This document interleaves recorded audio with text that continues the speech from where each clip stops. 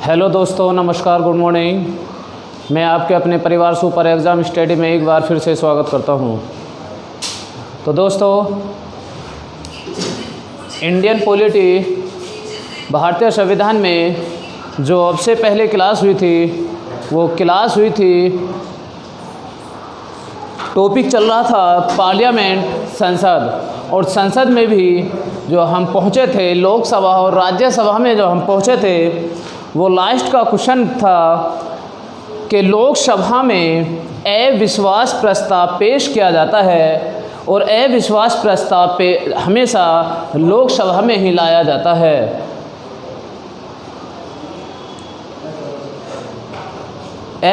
अविश्वास प्रस्ताव हमेशा लोकसभा में ही लाया जाता है।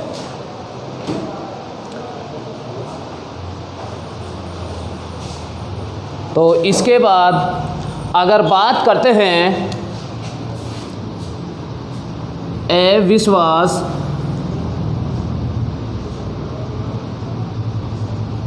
प्रस्ताव हमेशा लोकसभा में ही पेश किया जाता है।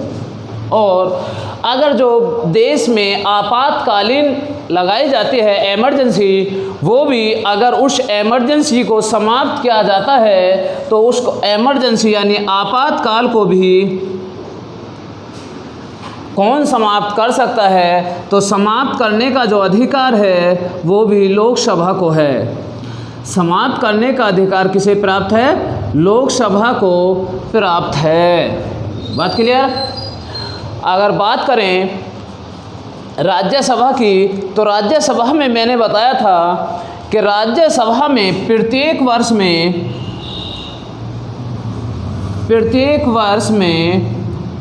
2/3 सदस्य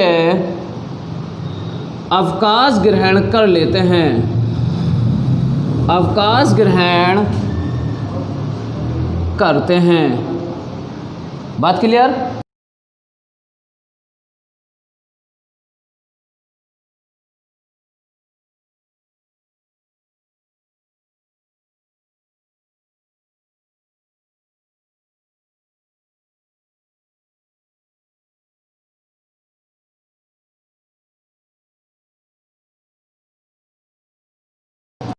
कि 44वां संशोधन 1978 को प्रधानमंत्री मोरारजी देसाई ने 6 वर्ष से घटाकर उसका कार्यकाल 5 वर्ष ही कर दिया। तो अब जो है वो तब से ही चलता हुआ आ रहा है और लोकसभा का जो कार्यकाल होता है वो 5 वर्ष का होता है। बात क्लियर? अगर बात करें कि लोकसभा में अध्यक्ष भी होता है और लोकसभा में उपाध्यक्ष भी होता है। कौन?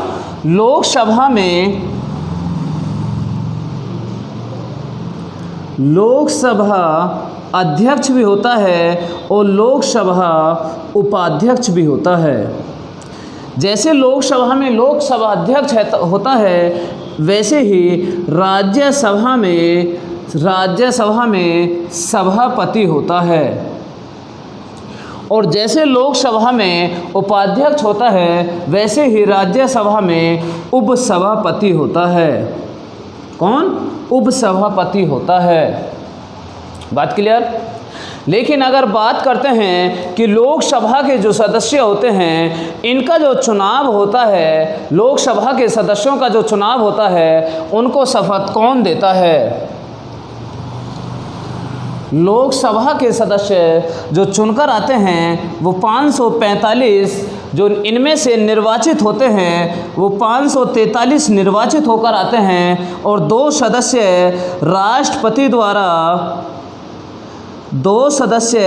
राष्ट्रपति द्वारा मनोनीत किए जाते हैं, यानी नॉमिनेट किए जाते हैं राष्ट्रपति द्वारा। और केंद्र शासित प्रदेश और राज्यों से टोटल 543 सदस्य निर्वाचित होकर आते हैं और 2 नॉमिनेट किए जाते हैं, तो टोटल ही 545 सदस्य होते हैं। लेकिन अगर बात करते हैं कि उन 545 सदस्यों को शपथ जो देता है वो कौन देता है? शपथ जो देता है उनको कौन देता है? तो साथियों, जो 545 सदस्य होते हैं, जब भी कोई नई लोकसभा चुनकर आती है या जब भी कोई नई लोकसभा बनती है, जब भी कोई नई लोकसभा होती है तो उनमें 545 सदस्य होते हैं। उनमें से एक सदस्य, उनमें से जो एक मेंबर ऑफ पार्लियामेंट, जो एक सदस्य होता है, मेंबर ऑफ पार्लियामेंट का जो एक सदस्य है, जो सबसे सीनियर होता है या वरिष्ठतम होता है, जो सबसे वरिष्ठतम, जो जब सबसे वरिष्ठ होता है उसको ही प्रोटेम स्पीकर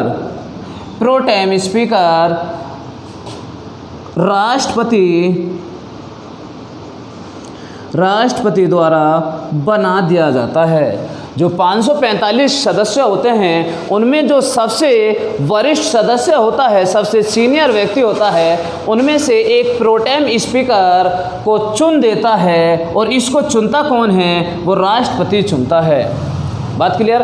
अब जो 444 सदस्य बचे, 544 सदस्य बचे, क्योंकि 545 में से एक सदस्य तो प्रोटेम स्पीकर हो गया, बचे 544 सदस्य, और इन 544 सदस्यों को ही शपथ जो देता है वो प्रोटेम स्पीकर देता है। कौन? प्रोटेम स्पीकर ही इन 544 सदस्यों को शपथ देता है। और जब ये 544 सदस्यों को शपथ देता है तो इनको शपथ देने के बाद ही इसका काम, प्रोटेम स्पीकर का सिर्फ इतना ही काम होता है कि इनको शपथ देता है, और इनको शपथ देने के बाद इसका प्रोटेम स्पीकर जो पद होता है वो तभी समाप्त हो जाता है। बात क्लियर? और इनमें एक लोकसभा अध्यक्ष होता है, जो उनमें से 545 सदस्यों में से चुनाव होता है, और जिन 545 व्यक्तियों में से जिसको भी चुना जाता है वो उसका लोकसभा का अध्यक्ष हो जाता है। बात क्लियर? अब बात करें राज्यसभा की, तो राज्यसभा में मैंने बताया था, राज्यसभा के अगर प्रत्येक वर्ष में उस सदन के 2/3 सदस्य अवकाश ग्रहण करते हैं, यानी कि उस सदन के 2/3 सदस्य रिटायर हो जाते हैं। बात क्लियर? लेकिन राज्यसभा के पास एक ऐसी भी शक्ति होती है, जैसे कि अगर हम देखते हैं,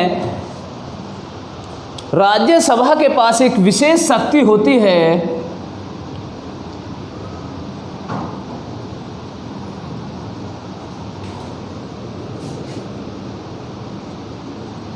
विशेष शक्ति होती है। और ये विशेष शक्ति कौन सी होती है? ये विशेष शक्ति वो होती है, जैसे कि अगर बात करते हैं, सूची 3 तरह की होती हैं, जैसे कि राज्य सूची, केंद्र सूची या समवर्ती सूची। राज्य सूची, केंद्र सूची और समवर्ती सूची राज्य सूची पर कानून बनाने का अधिकार होता है वो राज्य सरकार को होता है, और केंद्र सूची पर जो कानून बनाने का जो अधिकार होता है वो केंद्र सूची पर होता है, यानी केंद्र सरकार को होता है। और समवर्ती सूची पर राज्य सरकार और केंद्र सरकार दोनों को अधिकार होता है, लेकिन किसी बात को लेकर अगर केंद्र सरकार और राज्य सरकार में विवाद हो जाए तो केंद्र सरकार का ही मान्य बाध्य होगा। अगर दोनों के बीच में विवाद हो जाए तो केंद्र सरकार का कानून ही मान्य होगा। लेकिन इसी में अगर बात करते हैं कि कोई विषय ऐसा हो जो राज्य सूची में आता हो, जैसे कि अगर हम बात करें आर्टिकल 249 में राज्यसभा को ये शक्ति प्राप्त है कि अगर कोई राज्य सूची आती हो, क्या राज्य सूची, जैसे कि राज्य सूची में अगर हम कोई सा विषय लें, राज्य सूची में अगर हम विषय लें तो कौन सा विषय लें? अगर बात करें हम राज्य सूची में विषय की कि पुलिस,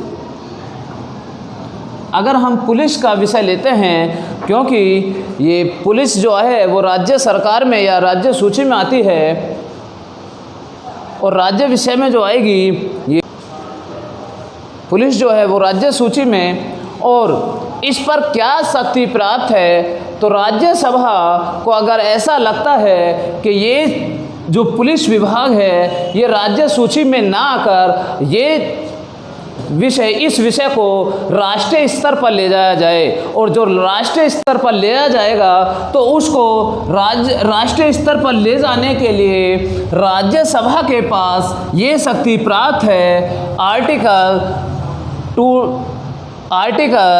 249 अनुच्छेद 249 में राज्यसभा को शक्ति प्राप्त है कि यह सूची राष्ट्रीय यानी कि केंद्र सरकार के पास, केंद्र सरकार के पास ले जाया जाए, या केंद्र सरकार उस पर काम करेगी। बात क्लियर? और मैंने बताया था कि जैसे लोकसभा में अध्यक्ष होता है ऐसे राज्यसभा में सभापति होता है, और जैसे लोकसभा में उपाध्यक्ष होता है वैसे ही राज्यसभा में उपसभापति होता है। बात क्लियर? अब इससे आगे चलते हैं। ध्यान देना साथियों, अगर बात करें लोकसभा के अध्यक्ष का जो कार्य होता है वो कार्य क्या होता है? तो बैठकों का, लोकसभा के अध्यक्ष का कार्य क्या होता है? तो जो बैठकें होती हैं बैठकों का संचालन करता है। क्या? बैठकों का संचालन करता है। जैसे कि जब भी बैठक स्टार्ट होगी उस बैठक में कौन व्यक्ति कितने समय तक बोलेगा या उसको बैठाने का जो काम करेगा वो भी लोकसभा अध्यक्ष का ही काम होता है, या लोकसभा कब से स्टार्ट होगी, किस समय से स्टार्ट होगी, वो सब देखने का काम किसका है? लोकसभा अध्यक्ष का। लेकिन इसी में एक क्वेश्चन आता है कि गणपूर्ति, क्या? गणपूर्ति। तो गणपूर्ति की जो बैठक होती है ये तब स्टार्ट होती है, इसकी गणपूर्ति बैठक जो होती है यानी गणपूर्ति की कुल संख्या अगर पूछी जाए कि गणपूर्ति कोरम जो होती है वो कितनी संख्या होती है, तो उस सदन का 1/10 भाग होता है। कितना? 1/10 भाग होता है। और जब 1/10 भाग लोकसभा के सदस्य उपस्थित हो जाएं तो उस समय वह कार्रवाई यानी कोई भी अगर काम शुरू होगा तो कार्रवाई तभी शुरू होगी जब 1/10 सदस्य वहां भाग ले लें। कौन से? लोकसभा के सदस्य।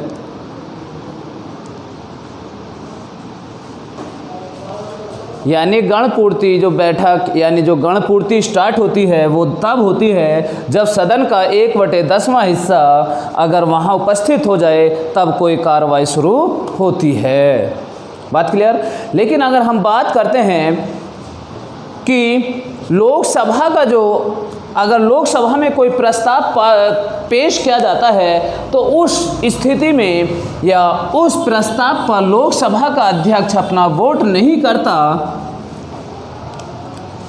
कैसे लिखना? अगर कोई प्रस्ताव लोकसभा में पेश होता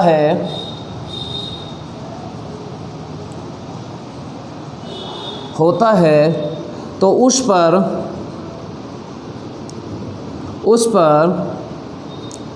लोकसभा अध्यक्ष को वोट करने का अधिकार नहीं होता,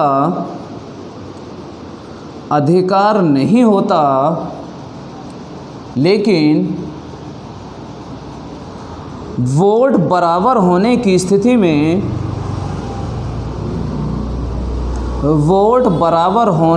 स्थिति में अपने वोट का प्रयोग कर सकता है।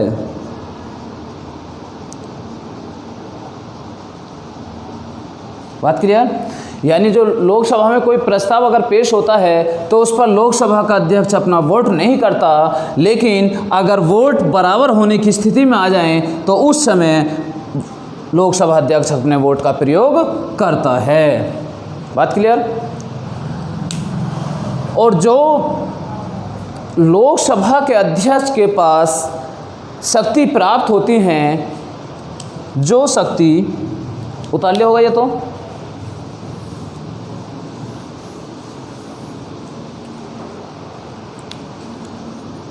जो शक्ति लोकसभा के अध्यक्ष के पास होती हैं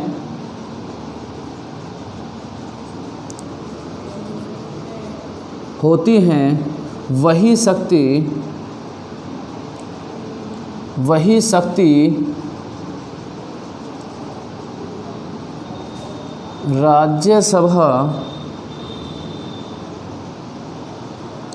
राज्यसभा के सभापति के पास होती हैं।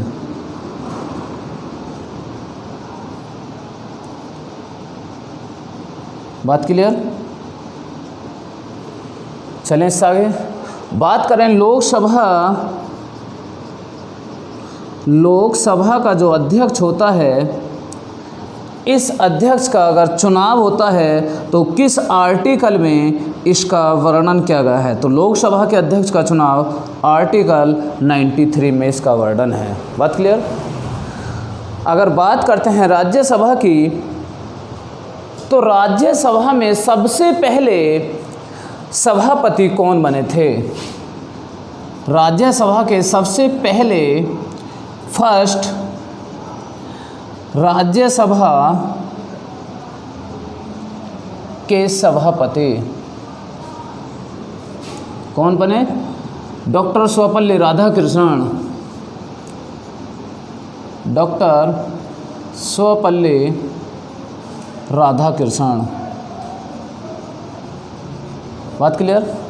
अगर बात करते हैं उपसभापति की, तो फर्स्ट राज्यसभा के उपसभापति कौन? उपसभापति। तो कौन है बताना, जल्दी बताओ।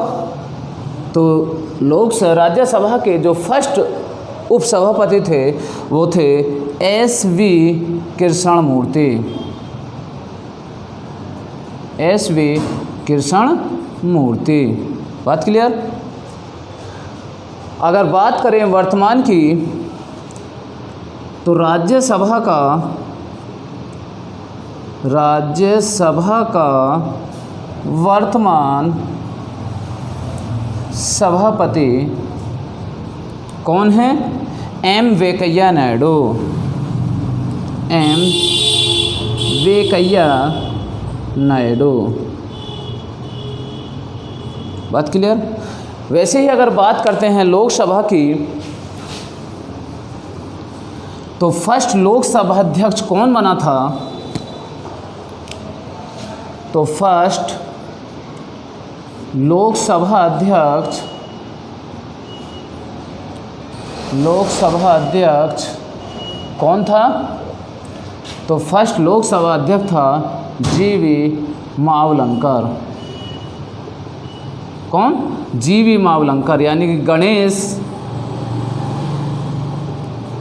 वासुदेव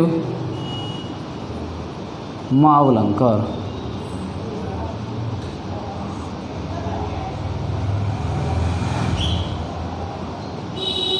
बात क्लियर? लेकिन अगर बात करें कि फर्स्ट लोकसभा उपाध्यक्ष कौन रहे? फर्स्ट लोकसभा उपाध्यक्ष कौन रहे? तो फर्स्ट लोकसभा उपाध्यक्ष तो जो रहे थे उनका नाम था अनंत शयनम अयंगर। बात क्लियर? अब बात करें कि वर्तमान में लोकसभा अध्यक्ष कौन है? तो वर्तमान में लोकसभा अध्यक्ष जो है वो है ओम बिड़ला। लेकिन अगर एक क्वेश्चन और बात करते हैं कि फर्स्ट लोकसभा की पहली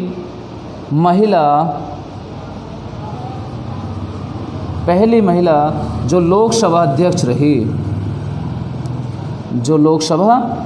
रही तो कौन थी? मीरा कुमार। बात क्लियर? समझ में आया होगा? आशा करता हूँ समझ में आया होगा बहुत अच्छे तरीके से। और ये मैंने इतना समझा दिया है, मेरी कई क्लास हो चुकी हैं संसद में, जबकि इतना डीपली पढ़ा दिया है, इतना डीपली करा दिया है कि चाहे एग्ज़ाम किसी स्टेट लेवल का हो या सेंटर लेवल का हो, चाहे एग्ज़ाम यूपी कांस्टेबल का हो या यूपी पीसीएस का क्यों ना हो, चाहे एग्ज़ाम कितना भी लो लेवल का हो या कितना भी हाई लेवल का हो, लेकिन क्वेश्चन इससे बाहर नहीं जाएगा। बात क्लियर?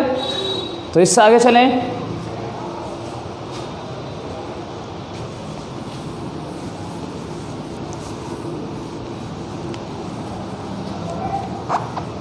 और वीडियो को लाइक करें,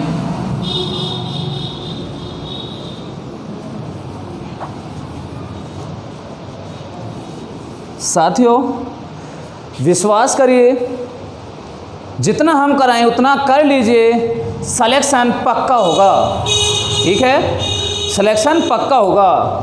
सिलेक्शन की जिम्मेदारी हमारी है, सिर्फ आप अपना साथ बनाए रखिए।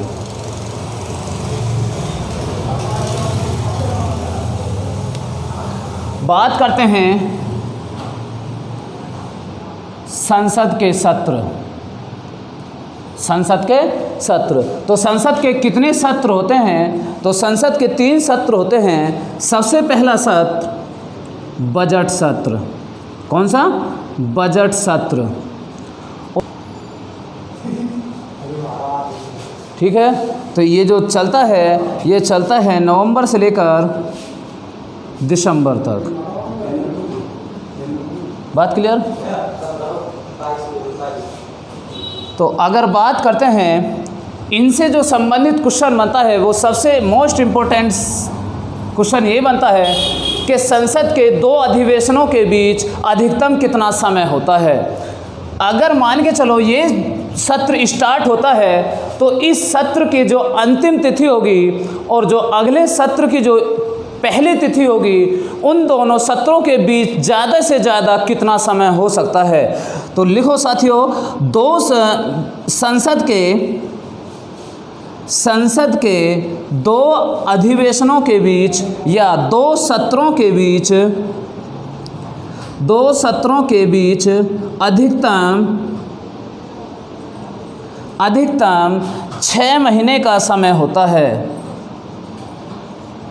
6 महीने का समय होता है, लेकिन 6 महीने से ज़्यादा का समय नहीं होता। बात क्लियर? तो अब सत्र भी हो गए। अब जो इससे अगली हम क्लास लेंगे वो पूरा सत्र, बजट सत्र में क्या होता है, मानसून सत्र या शीत का सत्र कब होता है। बात क्लियर? पूरे साल में जो होते हैं सत्र 3 चलते हैं, बजट सत्र, मानसून सत्र और शीतकालीन सत्र। बजट सत्र चलता है फरवरी से लेकर मई तक, मानसून सत्र चलता है जुलाई से अगस्त तक, शीतकालीन सत्र नवंबर से लेकर दिसंबर तक। संसद के 2 सत्रों के बीच अधिकतम कितना समय होता है? तो 6 महीने का समय होता है। क्लियर? तो साथियों आज के लिए इतना ही, फिर मिलते हैं अगली क्लास में। और वीडियो कैसी लगी कमेंट करके बताना। और किसी साथी को कोई बात समझ में नहीं हो तो कमेंट करके बताना कि कहाँ से कोई बात समझ में नहीं हो। ठीक है साथियों, और वीडियो को ज़्यादा से ज़्यादा लाइक और शेयर करना। ठीक है, तो फिर मिलते हैं अगली क्लास में। तब तक के लिए जय हिंद, जय भारत।